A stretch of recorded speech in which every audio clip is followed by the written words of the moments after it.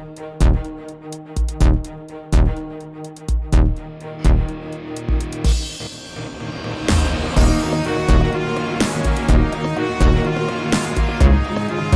is Wednesday, the 1st of May, 2024 at Protestia Studios, and this is your intelligence briefing coming to you from Protestia.com, where we chronicle all of the latest in Christian polemics and discernment news. Thank you so much for tuning in. This program brought to you, as always, by our wonderful and intrepid patron supporters who, for only $5.95 a month, support us on an ongoing financial level. You can join them and us by going over to patreon.com/Protestia and signing up at a level starting at $5.95 a month and going up. Get ad-free browsing, other perks as you move up the support ladder, but more than that, that warm feeling in your heart knowing that you are supporting the ongoing work of polemics and discernment ministry online, which is desperately needed in this an age of deception and lies and falsehoods. Let's get into the headlines. First headline at Protestia.com: pedo pastor charged with having 10,000 images of CSAM. That's, we'll get into it. On computer, watched it while doing pastoral duties. This is pedophile pastor Ashley James Krause of New Vision Baptist Fellowship. He's been federally charged with possessing and distributing child sexual abuse materials, that's CSAM, after more than 10,000 images of children were found on his home and church computers. According to reports, during that time, Krause was interviewed by investigators and, according to law enforcement, admitted to knowingly obtaining and using child pornography. Krause also admitted to watching it on his church computer while multitasking and completing church business, according to federal documents. Investigators reported that they found more than 10,000 images depicting child sex abuse across devices found in his home and church office, including his church computer. According to police reports, the materials depicted children younger than 10 years old engaging in acts. The investigation into Krause began after cloud storage service Dropbox reported that one of the accounts it was hosting contained this material, and it was eventually traced back to him. That's disgusting and gross. We do have a link in the article going to the original report over at WBTV.com. Next headline at Protestia.com: Mandisa, quote, did not harm herself. She loved the Lord, says her father during celebration of life service. As questions linger around the cause of death of Christian singer and American Idol alum Mandisa, who had unexpectedly passed away earlier in the month and whose cause of death has not been revealed, her father shared some insights into her passing during her celebration of life service. In the middle of the service, which features preaching, worship, and a message by Beth Moore, he shared that he spoke to the detective twice about what happened to his daughter, and that the detective he did not disagree with his assessment, even as he cautioned that the official cause would not be revealed for several weeks. So Mandisa's father saying she did not harm herself. That was some of the speculation after she passed away, because publicly revealed she had been dealing with depression and other things like that. And so it certainly was at 47 years old. We certainly start to look at other potential causes, but continued prayer for her family and for her loved ones and for her church. It's a never a comfortable thing. It always causes pain to lose a loved one. Read more over at Protestia.com, including a link to a YouTube video for her celebration of life service. Next headline at Protestia.com: Real Life Ministries church leaders offer frank assessment of beloved pastor who committed suicide. This is Real Life Ministries in Silver Valley. They have shared a frank conversation on the state of mind and soul of their pastor, Gene Jacobs, who tragically killed himself last week, creating a video to help home groups facilitators guide their members through the passing of their pastor, offering insights on any lingering questions they might have. The video is unique in that churches dealing with this sort of loss rarely share this type of access into the heart of their grieving body and the leader's concerns. Expounding on the theology of suicide, they insist that he exhibited fruit of the Spirit in his life and that given what they know of him, they have no reason to believe he's not in heaven, offering a wise and biblical assessment of how they think about their pastor and others in a similar situation. The entire video is worth a listen. We do have a link to it on this article at the bottom at protestia.com. Next headline at Protestia, Real Talk Kim preaches painful quote-unquote sermon adorned in prophetic wealth kimono, which apparently is something you can buy. You can buy a prophetic wealth kimono. As you can see, her kimono here is designed with dollar bills, dollar bill, y'all. I mean, could that be any more appropriate for a quote-unquote pastor who spends her time spiritually abusing and taking advantage of her quote-unquote congregation? Kimberly Jones is the senior pastor of Limitless Church in Fayetteville, Georgia, known by her moniker Real Talk Kim. She is a quote mother, pastor, entrepreneur, mentor, motivational speaker, entertainer, best-selling author, climber of Mount Everest, cooker of meals extraordinaire, buyer of only stylish clothes, including kimonos and whatnot. No. Her official bio doesn't say any of those last ones, but I think you get it.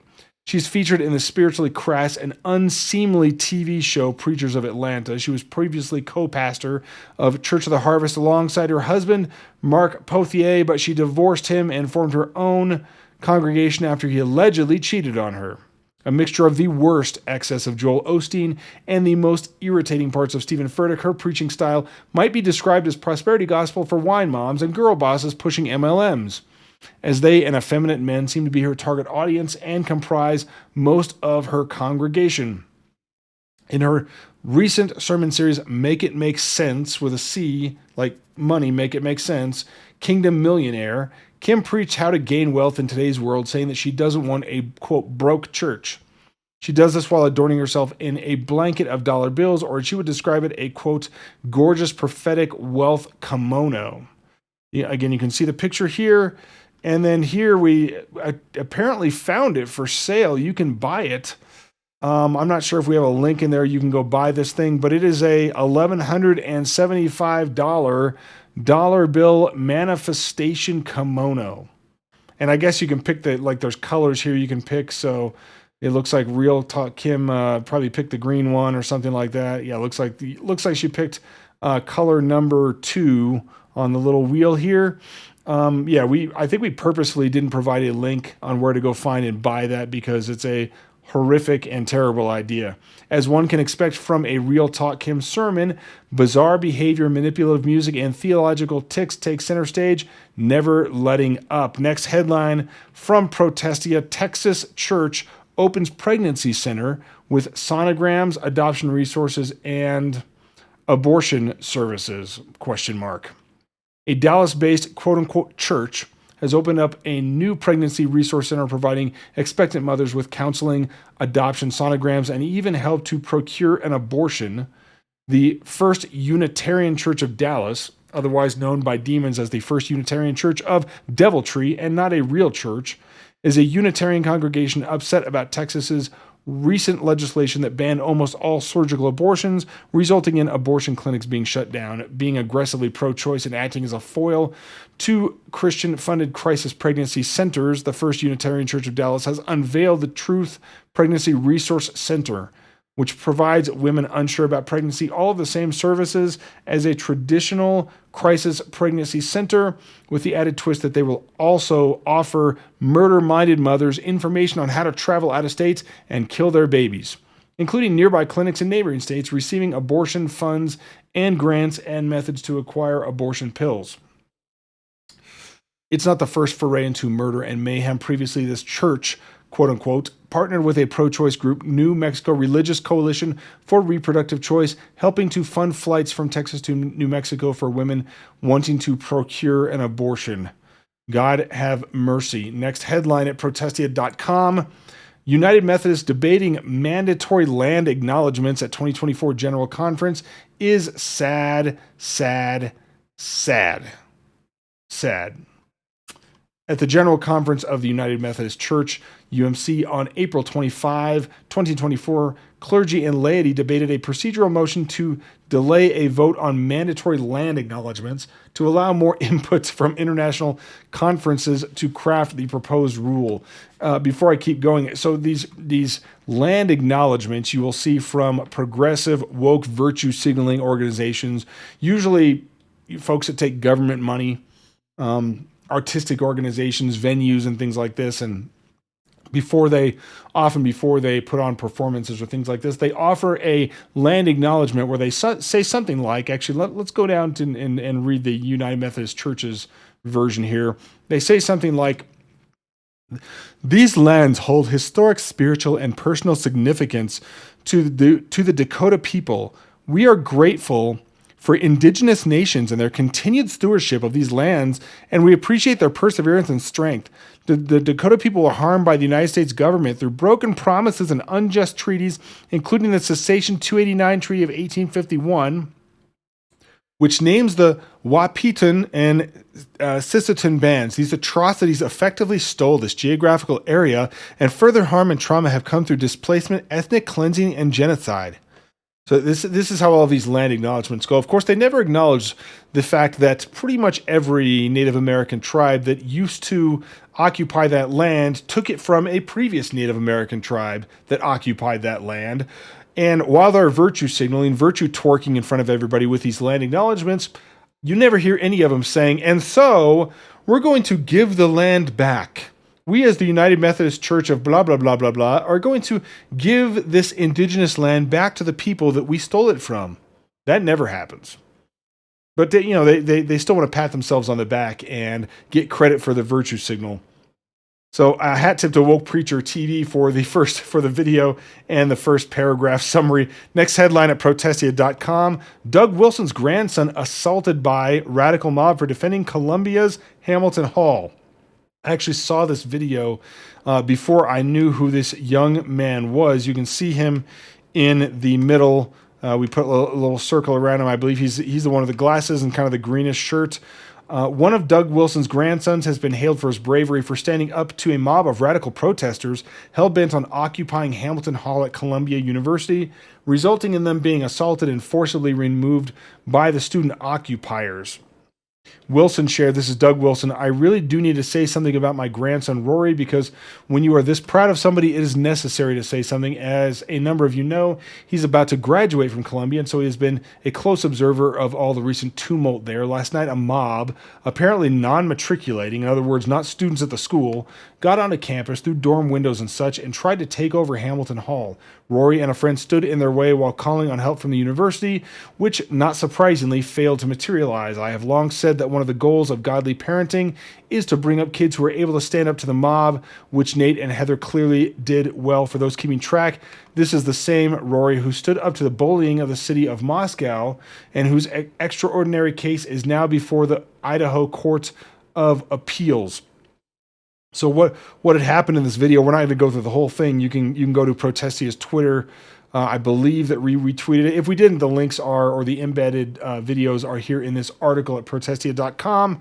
But basically, we're standing in the door, and because there were so many people trying to get in, they were able to force him out of the way. He wasn't as far as I could tell, punched in the face or struck or something like that. But he was just kind of moved by the mob. It's still assault. If you are in a place you are allowed to be in and somebody forcibly moves you out of it, that is assault for sure. So we'll see what happens if they decide to press charges or whatnot.